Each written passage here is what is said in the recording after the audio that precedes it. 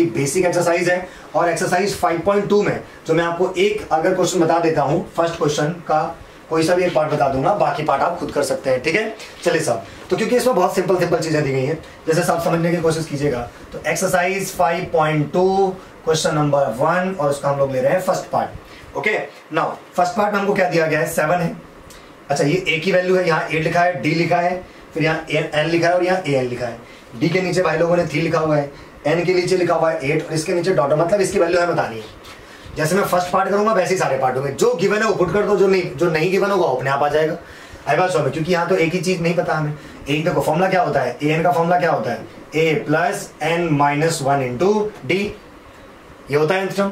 Now a n की value निकालनी है, बिल्कुल निकालनी है। तो ए की वैल्यू कितने रख देंगे, 7 प्लस एन, एन की वैल्यू हमारे पास है 8 माइनस 1 और डी की वैल्यू कितनी है हमारे पास में 3, तो हमारे पास में आ जाएगा 3। नाउ सो आंसर कितना आ जाएगा, 7 प्लस ये 7 हो जाएगा, 7 3 जा 21। आई बात सॉल्व में क्या, तो आंसर हमारे पास कितना आ जाएगा, यहाँ पे 21 साथ कितने होता है 28, तो हो जाएगा 28। तो यहाँ पे हम लोग कितना फिलअप कर देंगे 28। आई बात सॉल्व में क्या, ये हमारे पास में आ जाएगा। बाकी भी ऐसे ही है, किसी में आपको ये कोई भी एक चीज इनमें से गायब होगी, सब पार्ट इसके कुल मिला के हमारे पास 5 पार्ट हैं, पांचों के पांचों पार्ट्स में, पांचों के पांचों भागों में आपको यही काम करना है। क्या करना है, इनमें से, इन चारों में से कोई एक चीज गायब हो रखी होगी, जो गायब है उसको छोड़ के बाकी सॉल्व करना, आपका आंसर आएगा। अगर नया नहीं आएगा तो मैंने बताया मुझे व्हाट्सएप पे वो भेज दीजिएगा, जो भी आपने कैलकुलेशन करी होगी मैं उसका बताऊंगा सही कैसे होगा, ठीक है। चलिए साहब, तो ये था एक्सरसाइज 5.2 का क्वेश्चन नंबर 1। अब हम लोग बात करते हैं एक्सरसाइज 2 का क्वेश्चन नंबर 2 की बात, एक्सरसाइज 5.2 का क्वेश्चन नंबर 2। ओके, नाउ तो हम लोग यहाँ ध्यान दीजिएगा किस तरीके से हमारे पास सॉल्व होगा। एक्सरसाइज 5.2 का क्वेश्चन नंबर 2, तो हमारे पास क्वेश्चन नंबर 2 का फर्स्ट पार्ट देखिए क्या है। क्वेश्चन का सेकंड का फर्स्ट पार्ट है 30th term of the AP. देखिए, तो ये तो मुझे शायद आपको ना बताना पड़े, यहाँ 10 है, यहाँ पे 7 है और यहाँ पे 4 है। वो बोला गया है कि इस एपी का 30th टर्म क्या होगा। वेरी इजी, इस एपी का 30th टर्म कैसे निकालेंगे बताइए। अगर मुझे इसका सॉल्यूशन करना हो तो कैसे करूंगा, 30 टर्म का मतलब क्या होता है, A30 को हम लोग क्या लिखेंगे, A प्लस 29D। नाउ ए की वैल्यू कितनी है 10 प्लस ऑफ 29, डी की वैल्यू कितनी आएगी 7 माइनस 10 यानी कि -3 आएगी। आई बस आप चाहो तो चेक कर सकते हो, 7 minus 10 which is -3, A2 minus A1, A3 minus A2, 4 minus 7 is again -3, so this is -3। आप इसको सॉल्व कर लीजिए, आपका आंसर आ जाएगा A30। समझ में आ रहा है नहीं आ रहा है क्या, बहुत ही आसान है। चलिए सर, सेकंड हमारे पास क्या आएगा, ध्यान दीजिएगा। सेकंड पार्ट देखिए, 11th term of the AP. फिर वही बात है, हमारे पास में एक एपी दी गई है, हमारे पास में क्या दी गई है, एपी दी गई है, ठीक है साहब। हमारे पास जो एपी दी गई है, ध्यान दीजिएगा, हमारे पास जो एपी दी गई है उसमें दिया गया है -3 -1/2, -2, इस तरीके से दिया गया है, डॉट डॉट डॉट, ये हमारे पास में दिया गया है -3 -1/2, -2, ये हमारे पास में एक एपी दी है। क्वेश्चन पूछा गया फाइंड द 11th टर्म, आपको 11th टर्म बताना है, इसका क्या आएगा। चलिए साहब, तो 11th टर्म कैसे निकालेंगे बोलिए। 11th टर्म को क्या बोलते हैं, A plus 10D। 11th term को हम लोग क्या बोलते हैं, A प्लस 10D। आई बात समझ, ठीक है साहब। नाउ तो A की value is -3 plus of 10, D हम निकाल सकते हैं यहाँ से। D कैसे निकालेंगे बताइए, आप चाहें तो A2 माइनस A1 कर सकते हैं, which is -1/2 and this is minus of -3। Okay, क्योंकि ये तो माइनस वाला फॉर्मूला वाला माइनस होता है और ये वाला माइनस होता है। This is -1/2 and plus of 3। Solve करेंगे तो कितना आ जाएगा, 2 3 6 -1 मतलब 5, तो दिस इज 5/2। 3 में से आधा गया तो 2.5 बचेगा, ठीक है ना, डायरेक्ट कैलकुलेशन होती है। Now from here we can say, यहाँ देखो, यहाँ से चाहो तो यहाँ से निकाल सकते हो। तो डी की वैल्यू कितनी आ जाएगी, A3 माइनस A2 भी लिख सकते हैं आप। A3 की वैल्यू कितनी है 2 माइनस ऑफ A2 की वैल्यू कितनी है -1/2, so this can be written as 2 plus 1/2। Now 2 plus half कितना हो जाएगा 2.5 which is 5/2, 2 to the 4 plus 1 5/2। तो आप यहाँ पे डी की वैल्यू कितनी रख देंगे 5/2। जब आपको सब चीज आने लग जाएंगी तो आप केवल एक ही जगह से डी निकालेंगे, दोनों जगह से डी निकालने की जरूरत नहीं है। Okay, so from here we can say 11th term आ जाएगा, इसको सॉल्व करेंगे आपका आंसर आ जाएगा, ठीक है ना। मैं सॉल्व कराऊंगा तो समय बर्बाद होगा हमारा, समझ में आ रहा होगा आपको। तो ये था हमारे पास एक्सरसाइज 5.2 का क्वेश्चन नंबर 2 के दोनों पार्ट। ओके, चलिए नेक्स्ट हम लोग बात करते हैं आगे। अगर हम लोग आगे की बात करेंगे तो ध्यान दीजिएगा हमारे पास में क्या आ जाएगा, इसके आगे क्या हम लोग बात करें तो समझने की कोशिश कीजिएगा, ठीक है। क्वेश्चन नंबर 3 है। क्वेश्चन नंबर 3 में देखिए कुछ अलग अलग टाइप के पार्ट दे रखे हैं। पार्ट फर्स्ट में देखिए क्या दिया गया है 2, फिर यहाँ पे जो है हमारे पास में बॉक्स बना हुआ है, फिर यहाँ पे लिखा हुआ है 26। आई बात समझ में क्या, बॉक्स बनाए, सर्कल बनाए, ट्रायंगल बनाए, कुछ भी बनाए, मतलब कुल मिला के हमें बताना है कि यहाँ पे क्या आएगा। आई बात समझ में 2, फिर एक बॉक्स बना हुआ है, फिर 26 है। आई बात समझ, देखिए इस टाइप क्वेश्चन कैसे करते हैं, मैं इस वाले क्वेश्चन के 2 पार्ट बताऊंगा आपको, पहला और लास्ट वाला, बीच वाले आप खुद करेंगे, ठीक है। देखिए कैसे, पहले आप, अगर उन्होंने कहा क्वेश्चन में क्या बोला है, इन द फॉलोइंग एपी, सबसे बड़ा स्टेटमेंट है कि ये जो लिस्ट नंबर्स की दी गई है, ये तो यहाँ पता नहीं क्या है, फिर ये और भी होंगे आगे, वो एक एपी है। अगर एपी है so we can use the properties of the AP, और एपी के अकॉर्डिंग ये फर्स्ट टर्म है और ये थर्ड टर्म है, तो फर्स्ट टर्म की वैल्यू कितनी आ गई भाई लोगों 2, और थर्ड टर्म की वैल्यू कितनी आ गई भैया 26। अच्छा, थर्ड टर्म को हम लोग क्या बोलते हैं, a plus 2d, third term को हम लोग क्या बोलते हैं, a प्लस 2d बोलते हैं। Now so which is 26, a की वैल्यू पता है 2 है, so this is 2 plus of 2d equal to 26, तो 2d इक्वल टू 24, 2 उधर चला जाएगा, 26 में से 2 गए तो 24 बच जाएगा। नाउ तो d की वैल्यू कितनी आ जाएगी 12, 12 दूनी 24, सही है साहब। तो इसको 2 को डिवाइड कर दीजिए तो हमारे पास डी की वैल्यू 12 आ जाएगी। नाउ आपको ए पता चल गया, आपको डी पता चल गया, तो आप ये बता सकते हैं अकॉर्डिंग टू दिस सिचुएशन ये फर्स्ट टर्म है सेकंड टर्म है, हमें सेकंड टर्म बताना है, सेकंड टर्म यहाँ पे मिस है, तो सेकंड टर्म कैसे निकालेंगे, a2 का मतलब क्या होता है a प्लस डी, ए की वैल्यू पता है आपको 2 है, डी अभी लेटेस्ट निकाला है 12, सो द आंसर इज 14। तो यहाँ पे कितना फिल हो जाएगा 14, और अब आप चाहे चेक करके देख सकते हो ये भी है 14 minus 2 is 12, 26 minus 14 is again 12। Are you understanding what I am saying? तो ये था क्वेश्चन नंबर 3 का फर्स्ट पार्ट। ऐसे मैं इसका लास्ट पार्ट और बताता हूं आपको, ध्यान दीजिएगा। बीच वाले आप खुद कर सकते हैं, अगर आपने पूरा वीडियो समझा है सही तरीके से तो आप बीच वाले पार्ट कर सकते हैं, करने की कोशिश जरूर कीजिएगा। कई बार बच्चे क्या करते हैं डायरेक्ट टीचर से पूछ लेते हैं, ऐसा नहीं करना है आपको, आप खुद करें।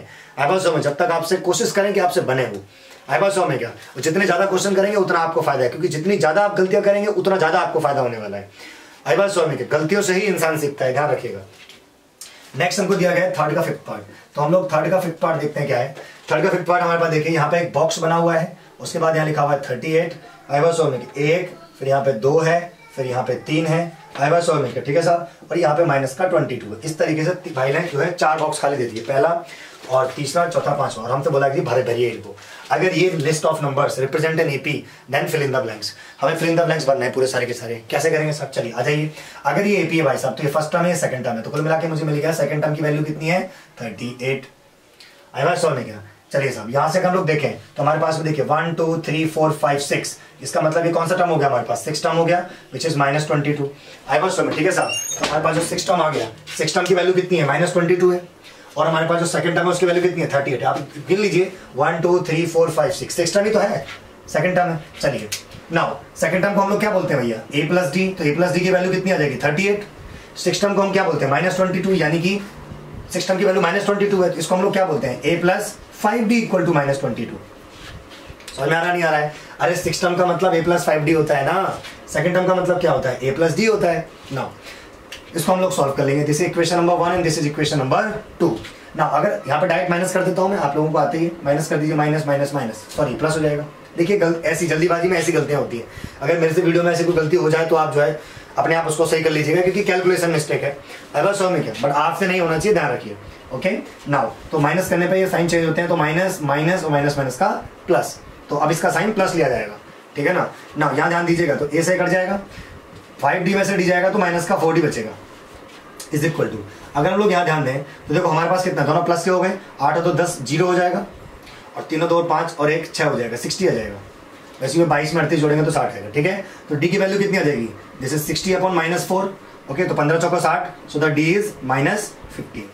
आई बात ये सब लोगों को पता है, आप माइनस यहाँ लगाओ, आप माइनस यहाँ लगाओ, आप माइनस यहाँ लगाओ, बात एक ही है ना, घबराने वाली बात नहीं, कहीं पर भी माइनस लगाइए, सबका मतलब एक ही होता है, ठीक है साहब। चलिए तो अगर हम लोग यहाँ पे देखें ध्यान से, तो हमारे पास देखिए किस तरीके की सिचुएशन यहाँ दी गई है। Okay now d is -15, this is equation number 3।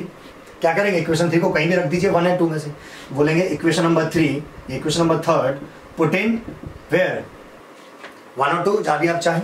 Now तो यहाँ पे कितना आ जाएगा, a प्लस ऑफ d की जगह कितना रख दूंगा -15 which is equal to what 38।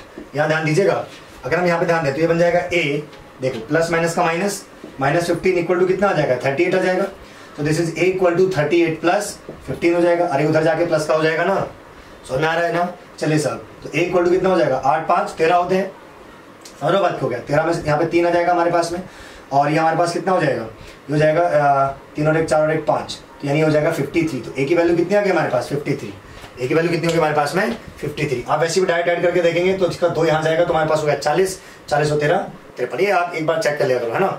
ठीक है, सही है ना। चलिए साहब, तो ए आ गया एंड डी भी है। ओके, ए पता है, डी पता है। अच्छा, हमें बॉक्स बनने हैं, तो भैया जो ये वाला बॉक्स होगा उसको तो A1 कहते हैं ना। A1 मतलब ए मतलब 53। तो इस बॉक्स में कितना वैल्यू आएगा? 53। 1 2 3, थर्ड टर्म पता करिए। A3 कैसे निकालोगे बोलो? A + 2D। Okay, now what is A? A is 53, so this is 53 plus of 2. D is what?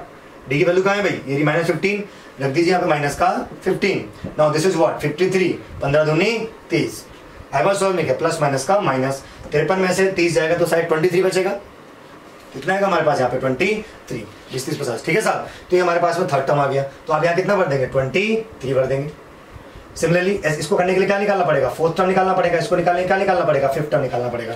वो आप कर सकते हैं। फोर्थ टर्म कैसे निकालोगे मैं बता देता हूँ। A4 कैसे निकालोगे बोलो? A + 3D। फिफ्थ टर्म कैसे निकालोगे बोलो? A + 4D। इस तरीके से आप करेंगे। A और D की पूरी वैल्यू पुट करते रहिए, आते रहेंगे। पूरा क्वेश्चन नंबर जो थर्ड है वो ऐसे ही सॉल्व होगा। आई बार समझ में गया? तो इसको आप बार बार जब बार बार करेंगे, देखिए एक बार में नहीं आएगा। कई बच्चे सोचते हैं कि हमें एक बार में आ गया आ जाए, ऐसा नहीं होता है ना। एक बार में आपको डायरेक्ट नहीं आएगा। आप बार बार क्वेश्चंस करते रहिए, लगातार गलतियां करने की कोशिश करिए। कोशिश करने का मतलब क्वेश्चन करेंगे तो गलतियां ऑब्वियस है कहीं ना कहीं तो होंगी।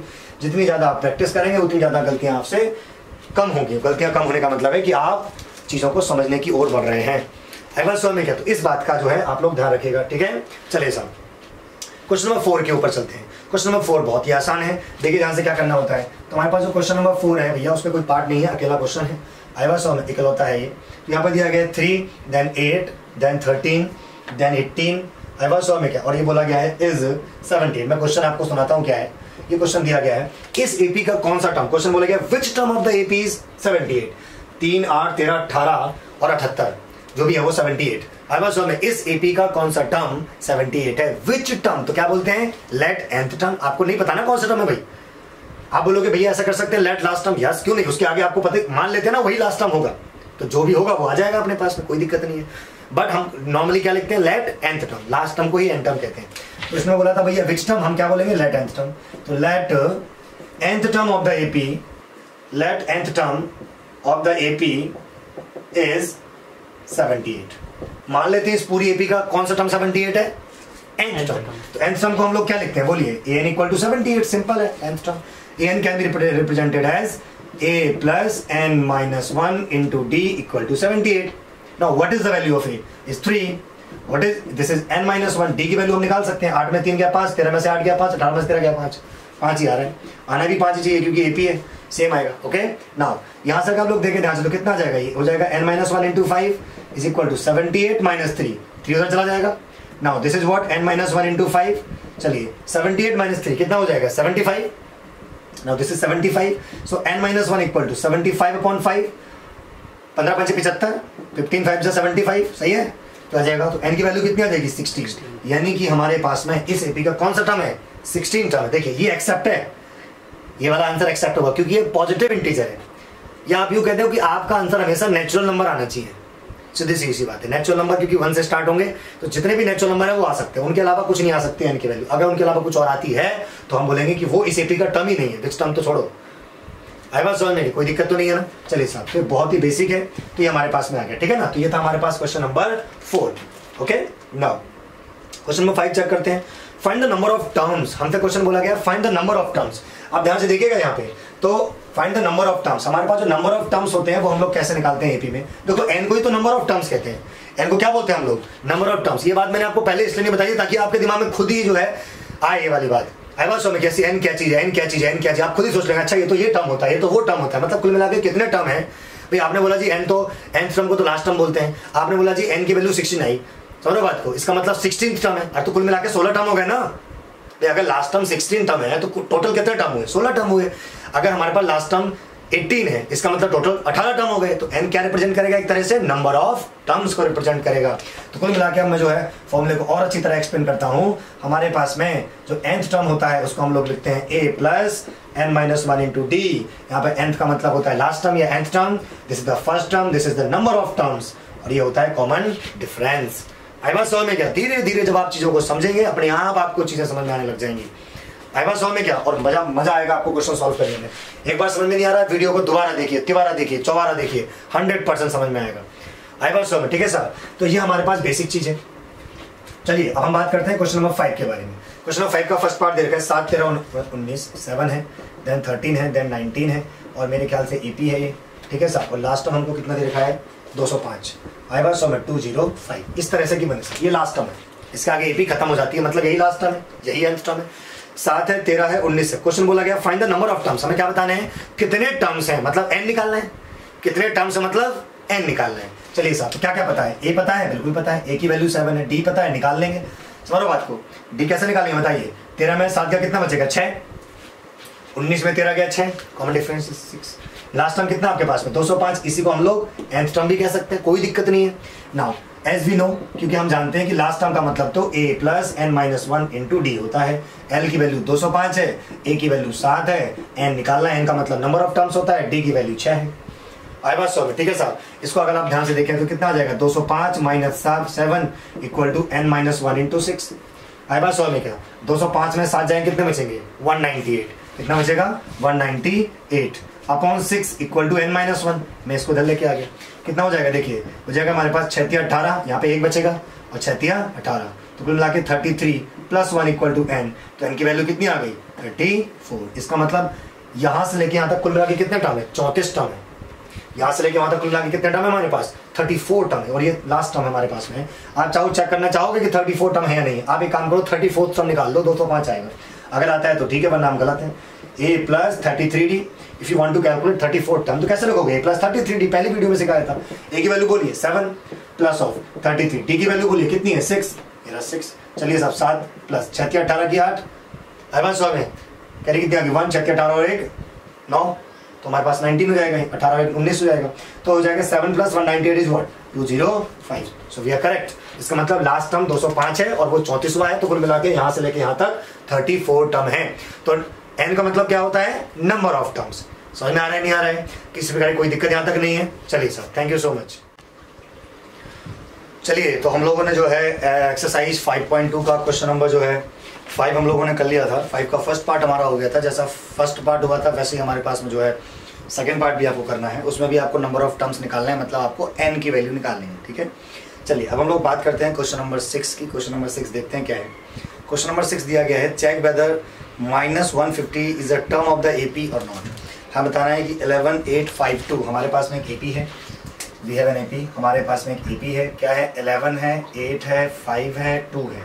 इस तरीके से जो है हमारे पास में एक एपी दी गई है। So we have an AP 11852, इस तरीके से हमारे पास एपी है 11852, और हमसे बोला गया है कि चेक करके बताइए क्या इस एपी का कोई टर्म -150 है या फिर नहीं है। मतलब इस एपी में क्या कभी -150 आएगा, आई बात सुनो, -150 आएगा या नहीं आएगा। तो हमें चेक करके बताना है कि -150 इसका टर्म है या नहीं है। ऐसे केस में क्या करते हैं, मैंने पीछे एग्जाम्पल में बताया था। आप क्या करेंगे, इसको सपोज कर लेंगे nth टर्म, तो अगर ये इस एपी में आ रहा होगा तो कोई ना कोई टर्म तो होगा, तो let nth term of this AP is -150। तो n की वैल्यू अगर जेन्युइन वैल्यू आती है, लीगल वैल्यू आती है, मतलब नेचुरल नंबर आता है, सीधी सीधी सी बात है, तो वो एक्सेप्ट होगा, वरना मना कर देंगे कि वो इस एपी का टर्म नहीं है, इस एपी में वो कभी नहीं आएगा, ठीक है। चेक करते हैं तो सॉल्यूशन कैसे करेंगे। So this is the exam, अपन कह सकते हैं क्वेश्चन नंबर 6 है ये, this is question number 6। Now a की वैल्यू कितनी है हमारे पास में 11 है भैया, d की वैल्यू कितनी आएगी 8 - 11 विच इज -3।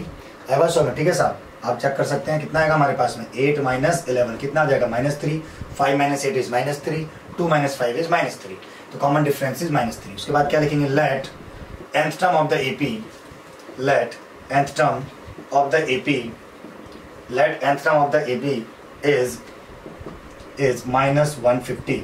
मान लेते हैं इस एपी का जो nth टर्म है वो -150 है। So therefore we can say an equal to a plus n - 1 into d. an को हम लोग क्या लिख सकते हैं -150, क्योंकि अभी आपने कहा कि वो तो nth टर्म है, ठीक है। तो 150 equal to a is what 11 plus n - 1 into d. D की वैल्यू कितनी हमारे पास -3, है सो में 8 - 11 -3।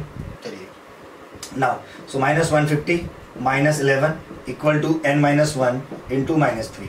अगर आप लोग यहाँ ध्यान से देखें तो -150 - 11 कितना हो जाएगा -161 हो जाएगा, is equal to n - 1 into -3। अगर आप यहाँ ध्यान से देखेंगे तो -160 divided by -3 equal to n - 1, इससे कट जाएगा। आवाज में ठीक है साहब। तो 6 + 1 7 और 1 8 हो जाएगा, इसमें फिर का डिवाइड जाएगा नहीं। चलो इसको उठा के जल्दी आते हैं। तो 161/3 प्लस 1 इक्वल टू n। तो कितना आ जाएगा 161 plus 3 upon 3 equal to n। अगर आप इसको सॉल्व करेंगे तो यहाँ से n की वैल्यू कितनी आ जाएगी 161 प्लस 3 कितना हो जाएगा 164 अपॉन 3। 6 4 10 और 1 11, अभी भी 3 का डिवाइड नहीं जाएगा, मतलब इसको डिवाइड करके नेचुरल नंबर नहीं आएगा। सो अपन क्या लिख देंगे, since the value of n is not a positive integer और अ नेचुरल नंबर, इसका मतलब -150 इसका कोई भी टर्म नहीं है, क्योंकि अगर आप इसको सॉल्व करेंगे तो आंसर पॉइंट में आएगा और पॉइंट में n की वैल्यू नहीं आ सकती है। इसका मतलब कहीं पर भी आपको ये नंबर नहीं मिलने वाला है। समझ में आ रहा है कि नहीं आ रहा है आपको? बहुत ही बेसिक चीज है, पहले भी करा हमने, दोबारा भी बता रहा हूँ, ठीक है। चलिए आंसर आप चेक करते रहिएगा, कोई आंसर अगर आपका मैच ना हो रहा हो तो मुझे जरूर बताइएगा। नेक्स्ट हमारे पास क्वेश्चन नंबर 7 है, उसको समझने का प्रयास करते हैं, ठीक है। चलिए सर, तो अगर हम लोग बात करें क्वेश्चन नंबर 7 की, तो ध्यान से देखिएगा हमारे पास जो क्वेश्चन नंबर 7 है उसमें हम लोग क्या क्या कर सकते हैं, ठीक है। चलिए सर, तो अगर हम लोग बात करें क्वेश्चन नंबर 7 की, तो क्वेश्चन नंबर 7 में देखिए हमारे को क्या दिया गया है।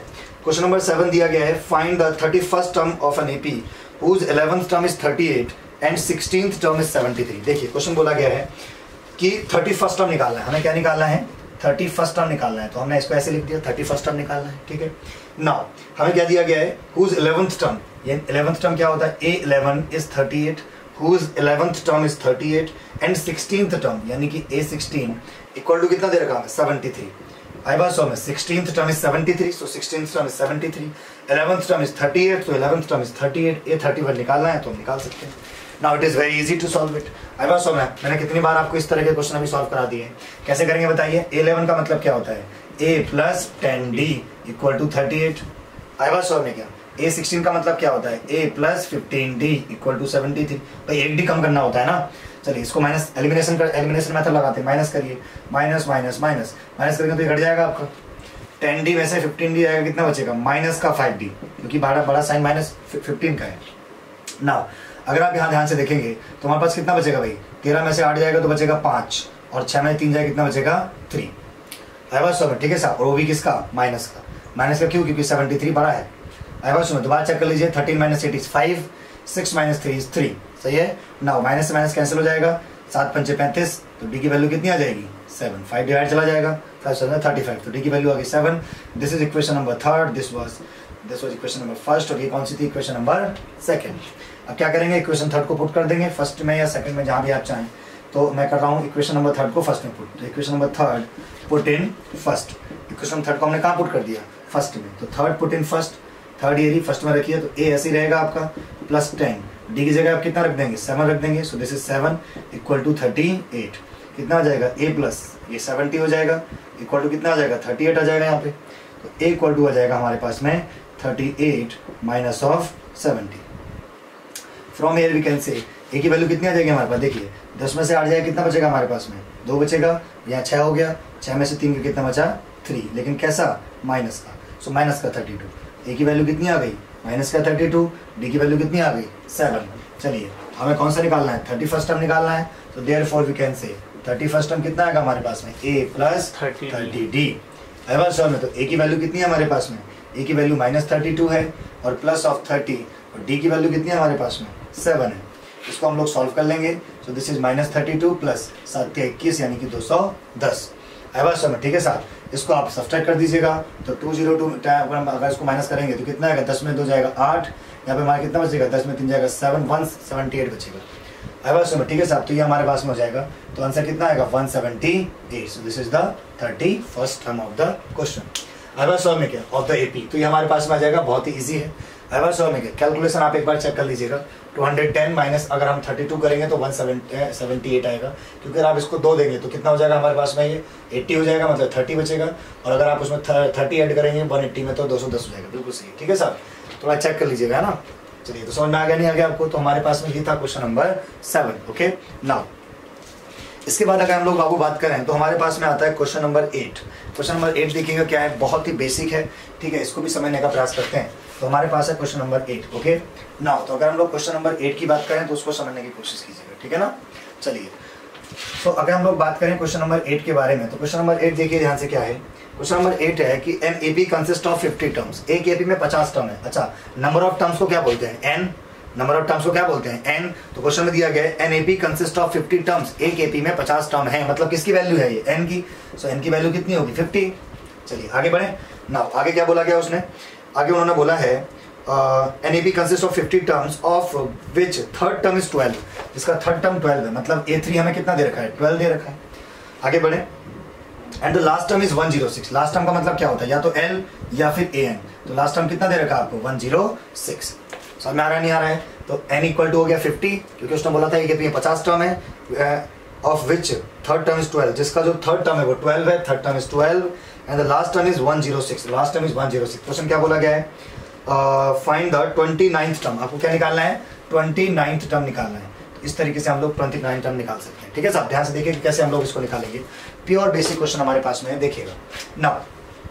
अगर हम लोग यहाँ पर ध्यान से, सबसे पहले जो डाटा गिवन होता है उसका इस्तेमाल करना सीखिए। ठीक है, जो भी आपको डाटा गिवन है उसका इस्तेमाल कभी भी किसी भी क्वेश्चन में, चाहे वो 10th क्लास हो, चाहे वो 11th हो, चाहे वो 12th क्लास हो, किसी भी क्लास में जाएंगे जो गिवन है आप उसका कैसे इस्तेमाल कर सकते हैं वो इंपॉर्टेंट चीज है।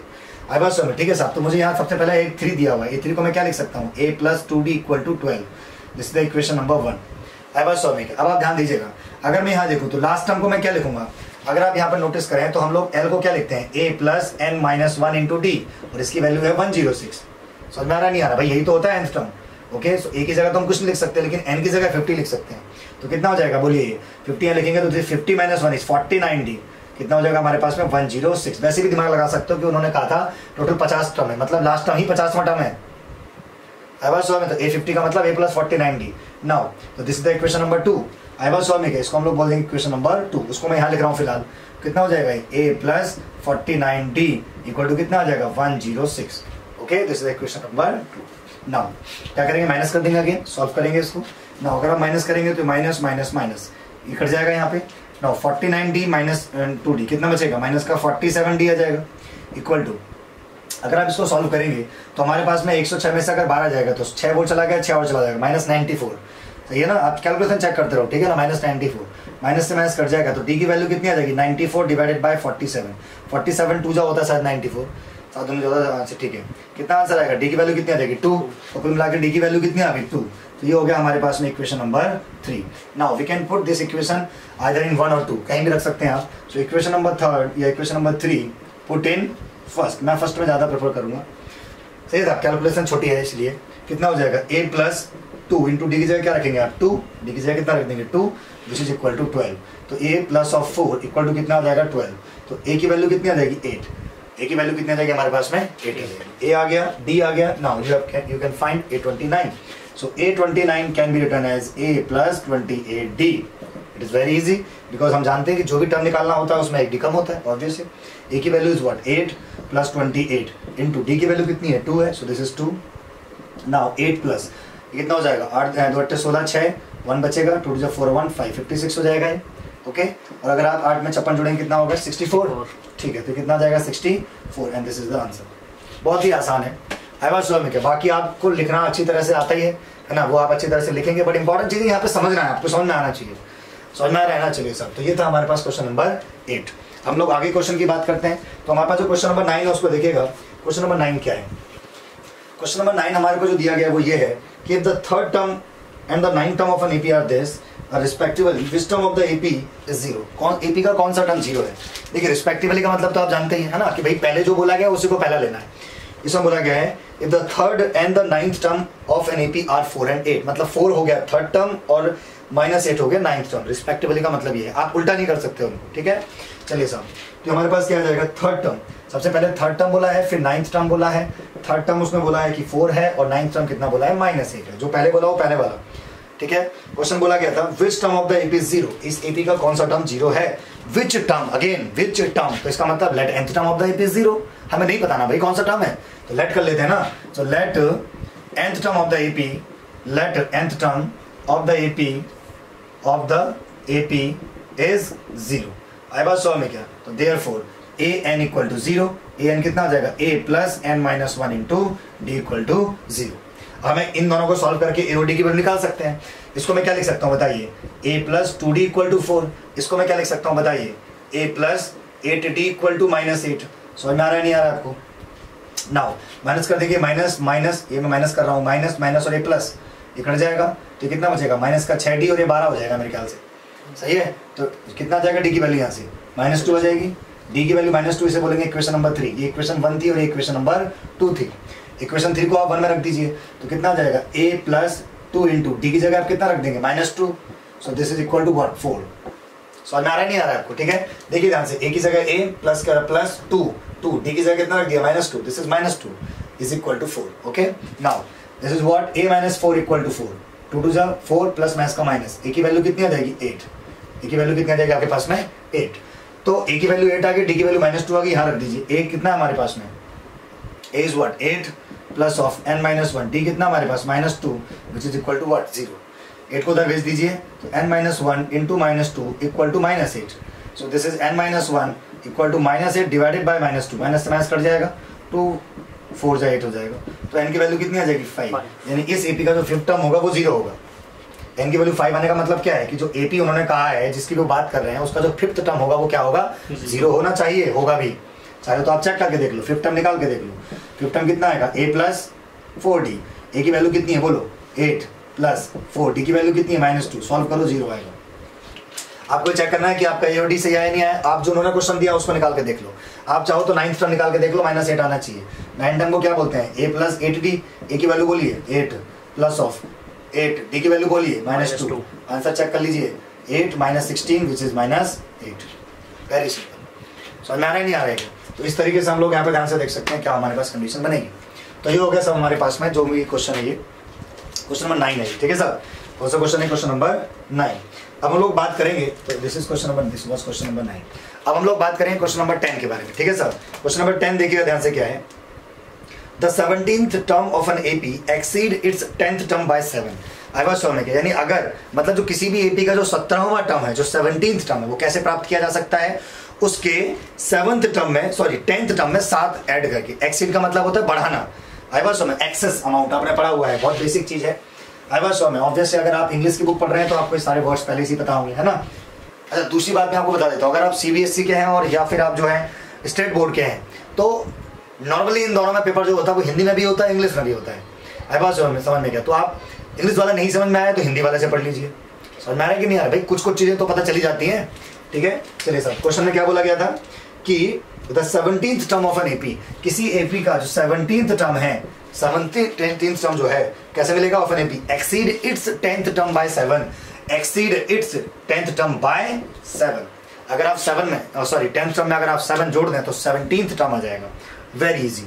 Okay, now find the common difference. Question बोला गया कॉमन डिफरेंस निकालिए, कैसे निकालेंगे, वेरी इजी। 17 टर्म को क्या बोलेंगे, बोलिए a plus 16d equal to 8 को क्या बोलेंगे, a plus 9d plus of 7, you can C a से कट जाएगा, 16d minus 9d equal to 7, शायद ये 7d आएगा, 7d इक्वल टू कितना हो जाएगा 7, सो d इज इक्वल टू 1। तो कॉमन डिफरेंस कितना आ गया, 1 आ गया। आपको समझ में आ गया होगा, एक्सीड का मतलब होता है बढ़ाना। क्वेश्चन का मतलब यह है कि किसी AP का 17वां टर्म अगर आप निकालना चाहते हैं तो उसके 10वें टर्म में 7 जोड़ दीजिए। तो अगर 10वें टर्म में 7 जोड़ दें तो 17th टर्म आ जाता है। 17th term of an AP अपन कह सकते हैं can be exceed its 10th term by 7। Okay, तो ये दिया गया था इसमें, of an AP exceed its 10th term by 7, 10th term by 7। तो इट इज वेरी इजी, समझ में आ गया होगा। ये था हमारे पास क्वेश्चन नंबर 10, बढ़िया का सवाल था। आई वाज सॉल्व में क्या कोई दिक्कत वाली बात तो नहीं है ना। चलिए साहब, हम लोग बात करेंगे नेक्स्ट क्वेश्चन नंबर 11 की। क्वेश्चन बोला गया है which term of the AP, एक AP है कि उस AP का कौन सा term will be 132 more than its 54th term, किसी AP का कौन सा टर्म उसके 54th टर्म से 132 ज्यादा होगा। कौन सा टर्म, फिर से वही बात, कौन सा टर्म मतलब nth टर्म। हमें नहीं पता ना भाई, जब कोई बात पता नहीं है तो क्या सपोज करोगे, nth टर्म सपोज करोगे ना, ठीक है। बाद में n की वैल्यू निकाल के कॉम्प्रोमाइज कर लेंगे, क्या दिक्कत है। क्वेश्चन नंबर 11 क्या है, क्वेश्चन नंबर 11 ये कह रहा है साहब कि विच टर्म ऑफ द AP, सबसे पहले मैं लिखना चाहूंगा यहाँ पे AP दी गई है साहब, हमारे पास 3 है, उसके बाद हमारे पास में जो है 15 है, 3 के बाद 15 है, फिर हमारे पास में 27 है, 3 के बाद 15 है, फिर 27 है, फिर हमारे पास में 39 है, और इस तरीके से हमको दिया गया है। सुनो बात को, हमारे पास क्या क्या भैया, 3 है, 15 है, 27 एंड 39, ये सब चेक कर लेना चाहिए। देखिए छोटी सी गलती से पूरा क्वेश्चन गलत हो जाएगा फालतू में। ये हमारे पास में एक AP है 3, 15, 27 एंड 39। उन्होंने बोला है कि इस AP का कौन सा टर्म उसके 54th टर्म से 132 ज्यादा है। तो which term of the AP will be 132 more than its 54th term. तो क्या लिखेंगे, let nth term of the AP is या will be 132 more than its 54th term. Okay, हमने क्या सपोज कर लिया, हमने लेट कर लिया कि इस एपी का जो nth टर्म है वो उसी एपी के 54th टर्म से 132 ज्यादा होगा, सपोज कर लिया, इतना तो सपोज कर सकते हैं। ठीक है, तो ये रहा nth टर्म और ये रहा इसका 54th टर्म। ऑब्वियस ये ज्यादा है तो ऐड इसमें करना पड़ेगा। भाई मेरी एज आपकी इससे ज्यादा है तो आप किस में ऐड करोगे? मान लो मैंने कहा कि मैं आपसे 5 साल बड़ा हूं, तो आप किस में ऐड करोगे? अपने आप में या मेरे में? अपने आप में करोगे ना, तभी तो आप मेरे पास आओगे। मैं कह रहा हूं कि nth टर्म बड़ा है, कितना ज्यादा है? 132 ज्यादा है इससे, तो ये तो रहा तुम्हारा टर्म और इससे 132 ज्यादा है तो 132 इसमें ऐड होगा, ना कि इसमें। ओके, नाउ अब सबकी वैल्यू पुट कर दीजिए तो कितना हो जाएगा, समझ में आ रहा है ना अच्छी तरह से? एन की value a plus n minus 1 into d. A54 is a plus 53d plus of 132। You can see a से कट जाएगा। नाउ डी हम लोग यहाँ से निकाल सकते हैं, 15 माइनस 3 12, 7 2 कितना, 7 5 कितना बचेगा? 2 दोनों से 12 आएगा, तो common difference is 12। So D is 12। अभी चेक कर लीजिएगा ना। नाउ यहाँ पर आप देख सकते हैं कितना आ जाएगा, n minus 1 into 12 equal to 53 into 12 plus of 132। Okay, now यहाँ से आप लोग देख सकते हैं कितना आ जाएगा, n minus 1 into 12 is equal to कितना हो जाएगा? 12 36 की 6 कैरी आ गई 3, 12 पंचे 60 और 3 63, तो 63 हो जाएगा plus of 132। Okay, now this is what, n minus 1 into 12 equal to 6 और 2 8, 3 और 3 6, 6 और 1 7 आएगा 100। ठीक है, यहाँ से हम लोग अगर देखेंगे तो हमारे पास n माइनस 1 की वैल्यू कितनी आ जाएगी? 768 डिवाइडेड बाय 12। ये वाली बात आपको समझ में आ रही होगी। ठीक है, हालांकि मैं यहाँ से और इसको आसान कर सकता था, बट 10th क्लास के हिसाब से सॉल्यूशन करवाना पड़ रहा है, इसलिए मैं ऐसे कर रहा हूँ, वरना 12 यहाँ से कॉमन आ सकता था। आई वाज 100 में। ठीक है सब, और फिर मैं 12 से 12 कैंसिल करके उसको और छोटा बना सकता था। देखिए कितना आ जाएगा यहाँ पे, 12 पंचे 60, 12 छिंग 72। आई वाज 100 में कितना बचेगा यहाँ पे? 4 48, 12 चौको 48, तो एन की वैल्यू कितनी आएगी? 65। 5 एक उधर चला जाएगा ना ये। आई वाज 100, so the value of n is 65। यानी कि इस एपी का जो 65वां टर्म है ना, वो उसी एपी के 54वें टर्म से 132 ज्यादा है। आप चेक करके देख लो, 1 आप 65वां टर्म निकाल दो ना, क्या दिक्कत है? a plus 64d।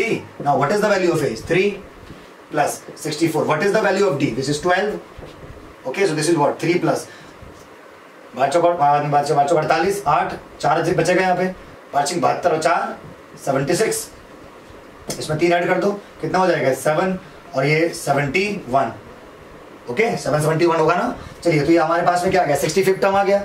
और अगर अब देखिए 54th टर्म, आप 54 टर्म निकालना पड़ेगा आपको। आप a54 टर्म निकाल लीजिए। a54 टर्म कैसे निकालोगे? a plus 53d। Okay, a की वैल्यू कितनी है? 3, 53। d की वैल्यू कितनी है हमारे पास में? 12। तो दिस इज व्हाट 3 प्लस कितना हो जाएगा? 12 36 6, 3 आ जाएगा, 12 5 60 और 3 63, 63। आप इसमें ऐड कर दीजिए, कितना हो जाएगा? 639। ये आ गया 54 टर्म, ये आ गया 65 टर्म, ये बड़ा है, इसमें से उसको माइनस करके देखो 132 आना चाहिए। 771 माइनस करेंगे 639, 11 में से 9 गया, कितना बचेगा? 2, 6 में से 3 गया, कितना बचेगा? 3, और यहाँ पे कितना बचेगा? 7 में 6 गया 1, 132। इसका मतलब 65th टर्म है वो 54 टर्म से कितना ज्यादा है? 132। देखिए, अगर आप चीजों को समझ जाएंगे ना बाबू, आपको कोई भी क्वेश्चन टफ नहीं लगेगा, चाहे वो दुनिया का कोई सा भी क्वेश्चन क्यों ना हो। ये तो एनसीईआरटी है केवल। सो नारायण यार, आप चीजों को समझने की कोशिश कीजिए बस। वीडियो को 1 बार 2 बार 3 बार जितनी बार वीडियो बनाई इसलिए बस में, ताकि आप चीजों को समझ सके। प्योर बेसिक चैप्टर है ये। सबसे बड़ी बात, 11th क्लास में भी ये चैप्टर आएगा दोबारा से सीक्वेंस एंड सीरीज करके, 9 या जो भी चैप्टर होगा वहां भी हम लोग इसको पढ़ेंगे। प्योर बेसिक चैप्टर है। अगर चीजों को समझ गए तो मजा आ जाएगा। ठीक है सर, तो ये था क्वेश्चन नंबर 11। अब हम लोग बात करेंगे क्वेश्चन नंबर 12 के बारे में। क्वेश्चन दिया गया 2 एपीज है साहब, जिनका कॉमन डिफरेंस सेम है, have the same common difference. जब भी आप वीडियो देखें तो कोशिश करें कि आपके पास जो है बुक भी हो और नोटबुक भी हो, लिखें तभी आप देखें, तो आप थोड़ा जल्दी अच्छी तरह से समझ पाएंगे। ठीक है, हमको बोला गया कि साहब हमारे पास 2 एपी हैं जिनका कॉमन डिफरेंस सेम है। We have 2 APs, okay, have the same common difference. 2 AP हैं, कॉमन डिफरेंस में मतलब फर्स्ट टर्म सेम नहीं है, तभी तो 2 एपी। अगर फर्स्ट टर्म भी सेम हो जाएगा तो दोनों एपी भी एक ही बन जाएगी। फर्स्ट टर्म अलग है लेकिन कॉमन डिफरेंस सेम है। आप बोलोगे जी ऐसा कैसा, कोई एग्जांपल देके समझाओ। आ जाओ, यहाँ देखो 2 4 6 8 ये एपी है, कॉमन डिफरेंस कितना आ रहा है? 2 2 2। अब बस एक दूसरी एपी ले लो, 3 5 7 9, बताओ कॉमन डिफरेंस कितना आ रहा है? 2। ध्यान से देखो, कॉमन डिफरेंस सेम है लेकिन एपी अलग अलग है। ऐसे ही कोई 2 एपी की बात वो कर रहा है, इनकी बात नहीं कर रहा है, तो मैंने एग्जांपल लिया है। कोई भी 2 एपी ले लीजिए आप, ओके तो अब जनरल एपी मैंने आपको सपोज करना सिखाया था। हम लोग जनरल एपी कैसे सपोज करते हैं, आई वाज सॉल्व में, ठीक है साहब। मान लीजिए जनरल एपी कैसे सपोज करते हैं, एपी नंबर 1, अगर मैं बोलूं जी हम पहले बात कर रहे हैं एपी नंबर 1 की, कैसे सपोज करते हैं एपी को, पहले टर्म को ए बोलते हैं, दूसरे टर्म को ए प्लस डी बोलते हैं, तीसरे टर्म को ए प्लस 2d बोलते हैं, चौथे टर्म को ए प्लस 3d बोलते हैं, पांचवें टर्म को ए प्लस 4d बोलते हैं, चलता रहेगा ऐसे आगे तक। दूसरी एपी सपोज कर लेते हैं, लेट अनदर एपी। दूसरी एपी क्या आएगी, देखो फर्स्ट टर्म को अलग करना है, तो मान लो कैपिटल ए है और कितना आ जाएगा, capital A plus D, capital A plus 2d, capital A plus 3d, capital A plus 4d। इस अब आप बोलोगे डी क्यों नहीं अलग किया, अरे डी तो सेम था ना दोनों में, डी दोनों में सेम है, यही तो अलग है ना। देखो अब आप बोलोगे हमें कैसे पता चला जी ये अलग है, भाई उसने पहले स्टेटमेंट में बोला 2 एपी हैं, तो यहां से हमें कॉमन सेंस लगाना है कि अगर ये सेम हो गया तो 2 एपी रहेंगे ही नहीं फिर, ओके। वो मैंने एग्जांपल देके समझाया था, तो ये 2 एपी हैं साहब। आगे की बात कर लेते हैं। Now the difference between their 100th term is 100, उनके 100th टर्म के बीच का जो डिफरेंस है वो 100 है। Then what is the difference between their 1000th term, तो उनके 1000वें टर्म के बीच का डिफरेंस कितना होगा। देखिए ध्यान से, उन्होंने क्या कहा, इस वाले एपी का जो 100 टर्म है मैं उसे बोलूंगा A100, इस वाले को मैं कह रहा हूं A100। इन दोनों के बीच का, इस एपी का 100th टर्म और इस एपी के 100 टर्म का डिफरेंस 100 है। उन्होंने ऐसा स्टेटमेंट दिया है, they are saying that the difference between their 100th term is 100, okay. Question क्या बोला गया है कि इस एपी के 1000 टर्म और इस एपी के 1000 टर्म का जो डिफरेंस है वो कितना है। वेरी इजी, आप इसका 100 टर्म कैसे लिखोगे, a प्लस 99d, सही है, माइनस इसका 100 टर्म कैसे लिखोगे, a प्लस 99d, d दोनों में सेम है। और यहाँ पे गलती पता ही है आपको, तुम इस ब्रैकेट को हटा देते हो और फिर वो टीचर इसको गलत कर देता है। क्यों, क्योंकि फिर जब देखो गलती क्या होगी, अगर आपने ब्रैकेट नहीं लगाया तो ये प्लस माइनस नहीं बनेगा, और अभी ब्रैकेट लगाना जरूरी है, ठीक है। Is equal to 100, a plus 99d minus a minus 99d is equal to 100. Now this gets cancelled. So a minus a equal to what? 100. This is the equation number 1. भाई ये डाटा गिवन था ना, मैंने क्या किया, जो क्या कहा, जो गिवन है उसका उपयोग करना सीखिए। समझ में आ रहा है नहीं आ रहा है क्या आपको, ठीक है। अगर आप दी हुई चीजों का इस्तेमाल करना सीखेंगे तो आप बढ़िया तरीके से कैलकुलेशन कर पाएंगे। हमें इसका आंसर निकालना है, इसको क्या लिखोगे, a प्लस 999d, ये इसका 1000वां टर्म हो गया, इसका 1000वां टर्म क्या आएगा, a प्लस 999d, ये इसका 1000वां टर्म आ गया, ठीक है। हमें निकालना है कितना है, मान लेते हैं इसकी वैल्यू x है, लेट x। नाउ इसको ध्यान से देखिए, a plus 999d minus a minus 999d is equal to x। Now एक आंसर कट जाएगा, so a minus a equal to x। This is equation number 2। By 1 and 2 we can say, ये राम है, ये श्याम है, ये राम है, ये मोहन है। ध्यान से देखो, राम का भाई श्याम भी है, राम का भाई मोहन भी है। अगर राम का भाई श्याम है और राम का भाई मोहन है तो ऑब्वियसली श्याम और मोहन भी भाई भाई होंगे। इसका मतलब x की वैल्यू क्या आएगी, 100। समझ में आया नहीं आया, this is very easy to understand, okay. आप ऐसा भी कह सकते हैं कि equation number 1 put in equation number 2, ठीक है। तो यहां से हम कह सकते हैं कि उनके 1000वें टर्म के बीच का डिफरेंस भी 100 ही आएगा। समझ में आ रहा है नहीं आ रहा है। अब आपको आगे जो क्वेश्चन देते हैं उसके हिसाब से हम सॉल्व करना सीखेंगे। तो ये था हमारे पास में क्वेश्चन नंबर जो है 12। इसके बाद जो है हम लोग बात करेंगे क्वेश्चन नंबर 13 की। Thank you.